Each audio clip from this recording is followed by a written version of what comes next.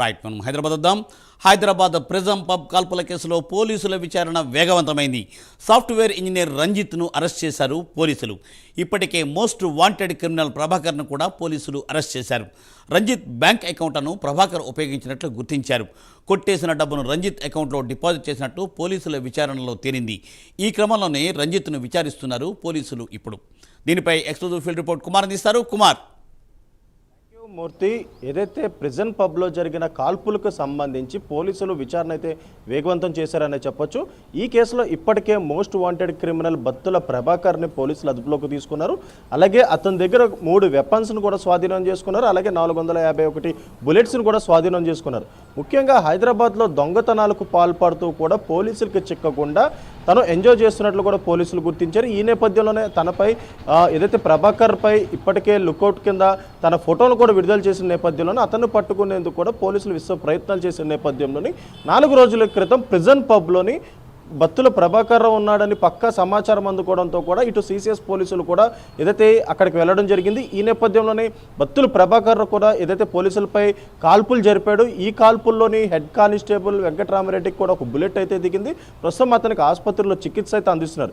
ఈ నేపథ్యంలోనే బత్తుల ప్రభాకర్ని అరెస్ట్ చేసిన తర్వాత అతను నివసిస్తున్న రూమ్ను కూడా పోలీసులు వెరిఫై చేశారు. ఈ రూమ్లో మరొక గన్తో పాటు 451 బుల్లెట్లు కూడా స్వాధీనం చేసుకున్నారు. అలాగే ఈ రోజు తాజాగా ఈ కేసులోని ఆ రూమ్మేట్ అయిన రంజిత్ను కూడా పోలీసులు అదుపులోకి తీసుకున్నారు. ప్రస్తుతం అతన్ని పోలీసులు అయితే విచారిస్తున్నారు. ఎప్పుడైతే ప్రభాకర్ హైదరాబాద్ వచ్చాడో తన ఫ్రెండ్ అయిన సాఫ్ట్వేర్ ఇంజనీర్ రంజిత్ రూమ్లో అయితే తను నివాసం అయితే ఉంటాడు. ఈ నేపథ్యంలోనే తనను ఈరోజు పోలీసులు అదుపులోకి తీసుకొని ప్రస్తుతం తననైతే విచారిస్తున్నారు. ముఖ్యంగా బత్తుల ప్రభాకర్ రావు అంటే 2 తెలుగు రాష్ట్రాల్లోని కాకుండా ఇటు కర్ణాటక, తమిళనాడులో కూడా చాలా దొంగతనాలు అయితే చేశాడు. ఇతనిపై సుమారు 80 కేసులు ఉన్న నేపథ్యంలోని హైదరాబాద్ పోలీసులు అతను అదుపులోకి తీసుకున్నారు. అలాగే హైదరాబాద్లోని 3 కమిషనరేట్ పరిధులు అంటే ఇటు రాచకొండ, హైదరాబాద్, సైబరాబాద్ 3 కమిషనరేట్ పరిధిలో కూడా 16 దొంగతనాలు అయితే చేశాడు. అలాగే ఇటు నార్సింగ్ అంటే సైబరాబాద్లో నార్సింగ్ అలాగే మొయినాబాద్ ఈ 2 ప్రాంతాల్లోని 2 దొంగతనాలు అయితే చేసిన నేపథ్యంలోని అతనిపై ఒక ఎఫ్ఐఆర్ అయితే నమోదైంది.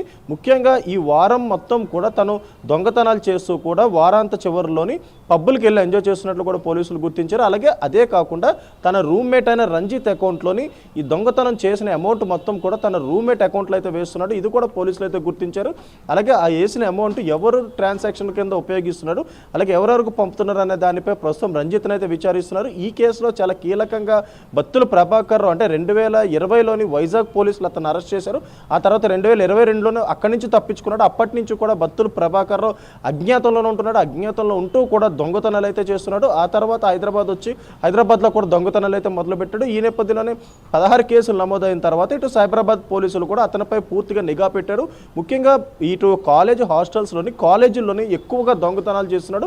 వీటిపై ముందుగా రెక్కి నిర్వహించుకొని పక్కా పథకం ప్రకారం ఆ కాలేజీల్లోని అలాగే మరొక పక్క హాస్టల్స్లోకి వెళ్ళి ఆ దొంగతనాలు అయితే చేస్తున్నాడు. దొంగతనం చేసిన డబ్బంతా కూడా ఇటు రంజిత్ అకౌంట్లో అయితే పెడుతున్నాడు. అలాగే వారాంతపు చివరిలోని ఇటు పబ్బులకి వెళ్ళి ఎంజాయ్ చేస్తున్నాడు. ఈ నేపథ్యంలోనే సైబరాబాద్ కమిషనరేట్ పరిధిలో ఉన్న పబ్బులన్నింటికి కూడా ఈ ప్రభాకర్ రావు ఫోటో అయితే పంపించారు. ముఖ్యంగా 4 రోజుల క్రితం ప్రిజన్ పబ్కి వెళ్ళిన సమయంలో అక్కడ ఉన్న బౌన్సర్లు కూడా ప్రభాకర్ రావుని అయితే గుర్తించి ఇటు సిసిఎస్ పోలీసులకు సమాచారం ఇచ్చిన నేపథ్యంలోనే ఇటు సిసిఎస్ పోలీసులు హెడ్ కానిస్టేబుల్ వెంకటరామరెడ్డితో పాటు ప్రతాప్ రెడ్డి అలాగే మరొక కానిస్టేబుల్ మొత్తం 3 కూడా అక్కడికైతే వెళ్ళారు. ఎప్పుడైతే అతన్ని పట్టుకునే ప్రయత్నం చేసిన క్రమంలోనే అతను వీళ్ళపై ఫైరింగ్ చేశాడు. ఇమీడియట్గా ఇటు బౌన్సర్ల సాయంతో బత్తుల ప్రభాకర్ రావుని అయితే అరెస్ట్ చేశారు. ప్రస్తుతం బత్తుల ప్రభాకర్ రావు ఇంకా రిమాండ్లోనే ఉన్నాడు. ఈ రోజు ఉదయం బత్తుల ప్రభాకర్ రూమ్మేట్ అయిన రంజిత్ను కూడా అదుపులోకి తీసుకున్నారు. ఎందుకంటే ఇతను దొంగతనం చేసిన సొమ్ము అంతా కూడా రంజిత్ అకౌంట్లో పెడుతున్నాడు. రంజిత్ అకౌంట్ నుంచి అవి ఎవరు ఉపయోగిస్తున్నారు, ఇద్దరు కలిసి ఇందుట్లో ఏమైనా పాత్ర ఉన్న దానిపై పూర్తిగా విచారిస్తున్నారు. ముఖ్యంగా బత్తుల ప్రభాకర్ రావును కూడా కస్టడీకి తీసుకుని కూడా విచారించే అవకాశం అయితే ఉంది. ఎందుకంటే ముఖ్యంగా 4 రాష్ట్రాలు అంటే ఇటు ఆంధ్రప్రదేశ్, తెలంగాణ, తమిళనాడు, కర్ణాటక ఇటు 4 రాష్ట్రాల్లో కూడా బత్తుల ప్రభాకర్ రావు సుమారు 15 ఏళ్ల నుంచి కూడా దొంగతనాలు అయితే చేస్తున్నాడు.